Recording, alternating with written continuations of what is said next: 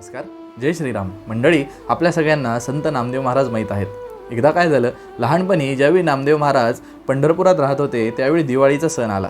त्यावेळी नामदेव महाराजांच्या आईने गोणाईने नामदेव महाराजांना बोलावून घेतलं व त्या म्हणाल्या, नामा, अरे उद्या दिवाळीचा सण आहे, पहिली आंघोळ आहे, अभ्यंग स्नान आहे, तर मला काय वाटतं की आपल्यासोबत आपण यावेळी पांडुरंगाला सुद्धा अभ्यंग स्नान घालावं, विठ्ठलाला सुद्धा पहिली आंघोळ घालावी व त्याला फराळाचं काहीतरी गोडधोड खाऊ घालावं.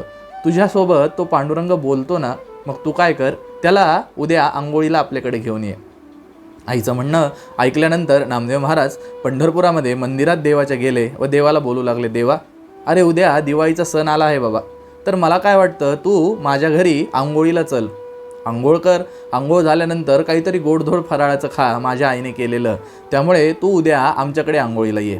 नामदेव महाराजांचं म्हणणं ऐकल्यावर भगवान नामदेव महाराजांना बोलू लागले, अरे नाम्या, अरे हे कसं शक्य आहे बाबा, अरे मी जर तिकडं सकाळी आलो तर इकडे सगळी गडबड होईल, सगळे बडवे लोक सकाळी माझी काकडा आरती करायला येतात, मग इथे जर मी दिसलो नाही तर सगळी गडबड होईल. सांग बरं कसं शक्य आहे मला तुझ्या घरी स्नानाला आणि फराळाला यायला. नामदेव महाराजांनी हे ऐकल्यावर नामदेव महाराज म्हणाले, देवा, असं केलं तर मी तुमच्या जागी इथे उभा राहतो आणि तुम्ही सकाळी माझ्या घरी स्नानाला आणि फराळाला जा. ते ऐकल्यावर देव म्हणाले, अरे नाम्या, हे शक्य नाही. अरे बाबा, तू जर माझ्या जागी उभा राहिलास तर सगळी गडबड होईल. अरे सकाळी सकाळी माझी काकड आरती असते, काकड आरतीच्या वेळी अनेक उपचार मला समर्पित करण्यात येतात, ते तुला माहीत नाही आहेत, आणि जर ते उपचार तू ग्रहण करू शकला नाहीस तर सगळी गडबड होईल आणि लोकांना ओळखू येईल की काहीतरी इथे गडबड आहे. नामदेव महाराज म्हणाले देवाला, देवा तुम्ही काळजी करू नका, सगळे उपचार मला समजावून सांगा आणि तुम्ही बिनधास्त माझ्या घरी स्नानाला आणि फराळाला जा. देव म्हणाले, नाम्या, अरे इतकं सोपं नाही आहे. अरे बाबा, सकाळी ते लोक ज्यावेळी काकड आरती करायला येतात ना, त्यावेळी लोण्याचा गोळा माझ्या तोंडाला लावतात. तोंडाला लोण्याचा गोळा लावल्यानंतर तो लोण्याचा गोळा मी खात नाही.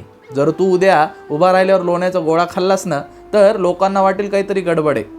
अशा प्रकारचे सगळे उपचार देवानी नामदेव महाराजांना समजावून सांगितले. आणि मंडळी, आपल्या सगळ्यांना आश्चर्य वाटेल की खरंच देवाच्या जागी नामदेव महाराज त्या दिवशी सकाळी उभे राहिले.